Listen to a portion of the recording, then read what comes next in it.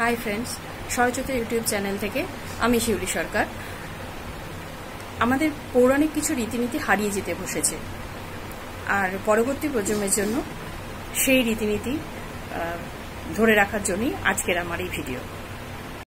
ষষ্ঠীর দিন খুব সকালে উঠে স্নান সেরে নতুন জামা কাপড় পরে বাজার থেকে কিনে আনা ফলমূলগুলো ধুয়ে, বাকি সরঞ্জামগুলো ধুয়ে, এই তীর ধনুক পাখা এগুলো আগে বাবা বাড়িতেই বানাতো, কিন্তু এখন বাবা আর পারে না, এখন বাজার থেকে কিনে আনতে হয়। তো কিনে নিয়ে এসেছিলাম আগের দিনই আমরা, সেগুলো নিয়ে এসে সমস্ত কিছু ধুয়ে বেশ ভালো করে ধুয়ে গঙ্গা জল ছিটিয়ে নেওয়া হয়েছে। তারপরে এবারে প্রত্যেকটা ডালা আলাদা করে সাজাতে হয়, মানে প্রত্যেকের নামে, অর্থাৎ আমার একটা থাল, এখানে তিনটে দেখানো হচ্ছে, একটা আমার মায়ের, একটা আমার দিদির, আর একটা হচ্ছে আমার। এই ডালাই থাকে, ডালা অথবা থালা দেয়া হয়, ডালাটাই আগে দেয়া হতো, এখন থালায় দেয়া হয়। তো এর মধ্যে থাকে এক ছড়া কলা আর বাকি পাঁচ রকম ফল, অর্থাৎ কলাকে দিয়ে 6 রকম ফল এখানে দেয়া হয়। এই তোমরা দেখতেই পাচ্ছ বন্ধুরা, 6 রকম ফল আমি দেখো প্রত্যেকটা থালাতেই সাজাচ্ছি। এখানে দেয়া হয়েছে কলা, আম, আপেল, শসা, মৌসম্বি আর লিচু। এবার এই প্রত্যেকটা ফলেই আমি 5টা করে সিঁদুরের ফোঁটা দেব। সব কিছুতেই, যেহেতু পুজোর জিনিস না, আমরা এভাবেই করতে শিখেছি, আগেও মা ঠাকুমাদের দেখেছি এভাবেই তারা করতো। তো এবার বহুদিন পর আমি বালুরঘাটে ছিলাম ষষ্ঠীতে, আমার ঠিক মনেও নেই কিভাবে কি করা হতো, এবারে মা বলে বলে সব দিচ্ছিল আর আমি করছিলাম। তো এইভাবে সাজিয়ে নিলাম, 3টে ডালা আমরা এভাবে সাজিয়ে রাখলাম, বাকি ওদিকে দিদি জোগাড়গুলো করছে। এই দেখো বন্ধুরা, প্রত্যেকটা ফলে আমি কিন্তু সিঁদুরের ফোঁটা দিয়ে দিচ্ছি। এর মধ্যে আরও কিছু জিনিস, এই থালায় কিন্তু আরও কিছু জিনিস দেওয়া হবে, সেটা আমি যখন নিচে নামিয়ে নিয়ে যাব বটগাছের ওখানে, অর্থাৎ তুলসীতলায় একটা বটগাছ রেখে সেখানে এখন পুজো করা হয়। আগে গ্রামের দিকে যেখানে বড় বটগাছ থাকতো, সেখানে গ্রামের সমস্ত মহিলারা এসে ওই এক জায়গায় জমায়েত হয়ে সবাই মিলে পুজো করতো। এ দেখো এমনি করে সাজিয়ে নিয়েছি, কীভাবে সাজিয়েছি তোমাদের দেখাচ্ছি। দেখো কী সুন্দর লাগছে দেখতে, আমার ছোটোবেলায় এগুলো ভীষণ ভালো লাগতো। তারপরে বাকি ফলগুলো এবার আমরা কেটে নেব, নৈবেদ্য সাজিয়ে নিচ্ছি। এখানে যেরকম আমরা অন্যান্য পুজোর জন্য উপাচার করে থাকি, যেমন নৈবেদ্য সাজানো হয়, কাটা ফল দেয়া হয়, এভাবে বাকি যেরকম বাকি পুজোর উপাচার করা হয় সেভাবেই সমস্ত কিছু উপকরণ করা হচ্ছে।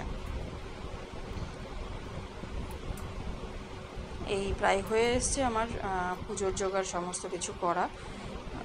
পুজোর জোগাড় অর্থাৎ মানে ভোগের জন্য যে জোগাড়, এখানে অন্য কিছু ভোগ দেওয়া হয় না, অন্নভোগ বা জল ভোগ এরকম কিছু দেওয়া হয় না। এখানে ওই ফলমূল এই পুজোর জন্য, বিশেষ করে ষষ্ঠী পুজোর জন্য ফলমূলই দেওয়া হয়, আর নৈবেদ্য যাতে দিতেই তো হয়, সব পুজোতেই থাকে উপাচার হিসাবে। তো সেটাই এখানে গোছানো চলছে। এই সমস্ত কিছু গোছানো হয়ে গেলে এগুলো আমি নিচে নামিয়ে নিয়ে যাব। আমি আর দিদি, মা, 3 জনে মিলেই আমরা সব জোগাড় করছিলাম। তো দেখতেই পাচ্ছ বন্ধুরা, এখানে আমি নৈবেদ্যটা সাজাচ্ছি। ষষ্ঠীতে আমার থাকাই হয় না, আমি থাকতে পারিনি বিভিন্ন কারণে। আমি যেহেতু বালুরঘাটের বাইরে থাকি, সেজন্য আমার সবসময় এখানে আসাও হয় না, এই ষষ্ঠী উপলক্ষে আর থাকাও হয় না। এবার বহু বছর পরে, প্রায় 20 বছর পরে আমি ষষ্ঠীতে থাকলাম, তাই খুব ভালো লাগছিল নিজের হাতে এই পুজোর জোগাড়গুলো করতে পেরে। এই দেখো সমস্ত কিছু সাজানো হয়ে গেছে। এবার মিষ্টি মিষ্টান্ন বা সন্দেশ, এতে আরও অনেক কিছু লাগে পুজোর উপাচারে, যেমন নৈবেদ্য, ফলমূল এগুলো লাগে, তেমনি দুধ, দই, মিষ্টি, নাড়ু, বিশেষত ক্ষীরের নাড়ুটি কিন্তু এই পুজোতে, ষষ্ঠী পুজোতে কিন্তু লাগবেই। দুধ, দই, ছানা, মাখন, ক্ষীরের নাড়ু বা ক্ষীর, যাই হোক যে যেভাবে দেয়, এইভাবে বিভিন্ন ফলমূল সহযোগে, মানে এই সময় যা যা ফল ওঠে নতুন ফলগুলো, যেমন এই সময় ধরো আম, লিচু, তরমুজ, এসব তো নতুন ফল এখনকার, কাঁঠাল, এই সমস্ত কিছু সহযোগেই এই পুজোর জোগাড় করা হয়ে থাকে। ফলমূলের সঙ্গে প্রত্যেকটা ডালায় 60 গাছা করে দুব্বা থাকে, যে গোনা হচ্ছে, দেখো দুব্বাগুলো একটা একটা করে গুনে 60টি দুব্বা একসাথে বেঁধে ডালায় রাখা হয়েছে, এর সাথে পাখা, নানা 6 রকম ফলমূল। এবার সাজিয়ে দিলে পুরোহিত মশাই পুজোয় বসেছেন, পুজো চলছে।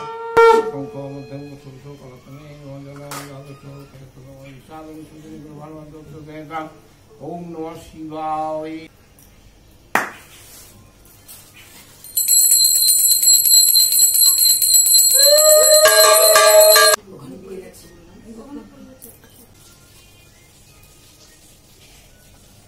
নমঃ বিভূজাং হেমগৌরাঙ্গে রত্নলঙ্কার ভূষিতাং বরদা ভয়স্তাঞ্চ শরৎচন্দ্র বিভানানাং পট্টবস্ত্র পরিধানাং পিনোন্নত পয়োধানাং অঙ্কারপীতাং সুতাং সত্যাম্বুস্তাং বিচিন্তায় এষ সচন্দন গন্ধপুষ্প পুষ্পাঞ্জলি নমঃ অর্ণষষ্ঠী দেব্যই নমঃ।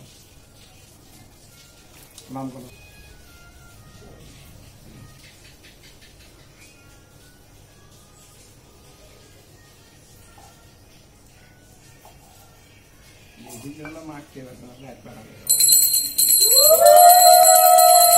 পুজো সমাপ্ত হলে আরও কিছু নিয়মাবিধি থাকে, যেমন এই 60 গাছা দুর্বা, 60টা দুর্বা যেমন দেওয়া হয়েছিল, সেই দুর্বা খুলে তার থেকে 2টি বা 4টি করে দুর্বা নিয়ে ষষ্ঠী মায়ের কাছে আমাদের সকল প্রিয়জনের মঙ্গল কামনা করা হয়। এরপরে আমরা আমাদের সন্তানদের আম দইয়ের ফোঁটা দিয়ে তাদেরকে সেই পাখা যে পুজোতে দেওয়া হয়েছিল সেই পাখার হাওয়া দেওয়া হয়। অনেকে এভাবে দেখুন আমের পুজোর ডালার আমের রস সন্তানদের মুখে দেওয়া হয়। তারপরে মা ষষ্ঠীর কাছে যে 6 গাছি সুতো দেওয়া হয়, হলুদে ছোপানো সুতো, সেই সুতো কিন্তু সন্তানদের হাতে বেঁধে দেওয়া হয় তাদের মঙ্গল কামনা করে। এরপরে মিষ্টিমুখ করানো হয় সন্তানদের এবং তারা মায়ের আশীর্বাদ প্রার্থনার জন্য প্রণাম করে। আমরা যেরকম আমাদের সন্তানদের দিই, আমাদের মা শাশুড়ি মারা আমাদের হাতেও ঠিক এভাবে সুতো বেঁধে দেন এবং পাখার হাওয়া দিয়ে আমাদেরও প্রসাদের মিষ্টি দিয়ে মিষ্টিমুখ করায়, অর্থাৎ উপোস ভঙ্গ করা হয়। এই ছিল ষষ্ঠী পুজোর বিধি উপাচার। পুজো শেষ, এরপরে আসবো আবার অন্য কোনো ভিডিও নিয়ে।